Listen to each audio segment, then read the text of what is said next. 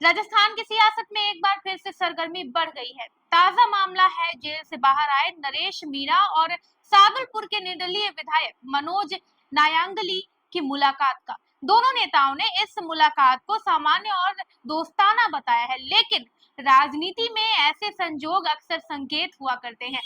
सवाल उठ रहा है कि क्या ये मुलाकात महज एक दोस्ती का हिस्सा थी या इसके पीछे कोई बड़ी रणनीति आकार ले रही है।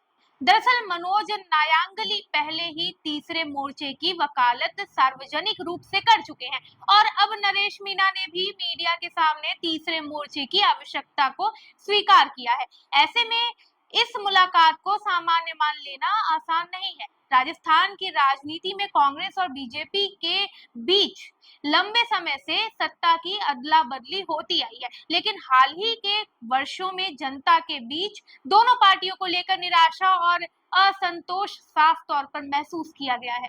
अगर हम नरेश मीणा की बात करें तो युवाओं और ग्रामीण समाज के बीच प्रभावशाली जनाधार रखते हैं ये।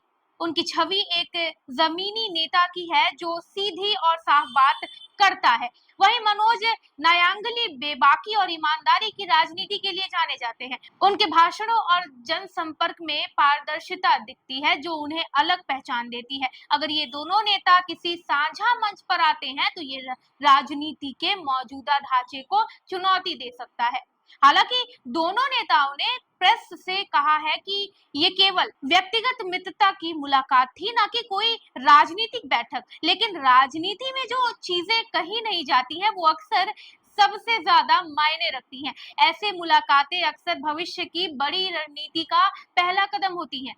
इस समय राजनीतिक गलियारों में चर्चा है कि राजस्थान के अंदर एक नई सियासी धुरी बनने की कोशिश हो रही है, जो ना तो बीजेपी की लाइन पर चलेगी और ना ही कांग्रेस के एजेंडे पर, बल्कि ये जनता की असली समस्याओं, बेरोजगारी, शिक्षा, किसान और युवा केंद्रित राजनीति को केंद्र में रखेगी। फिलहाल दोनों नेताओं ने चुप्पी साधी है, लेकिन उनकी चुप्पी अपने आप में बहुत कुछ कहती है।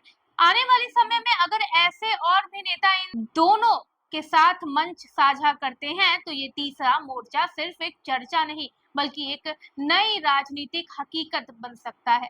तो क्या ये महज एक मुलाकात थी या राजनीति की नई दिशा का पहला कदम? क्या राजस्थान तीसरे मोर्चे की ओर बढ़ रहा है या फिर ये सब इत्तेफाक है? अपनी राय कमेंट सेक्शन में जरूर बताएं और ऐसे ही अन्य खबरें जानने के लिए हमारी वेबसाइट www.jaipur.com पर विजिट करें। धन्यवाद।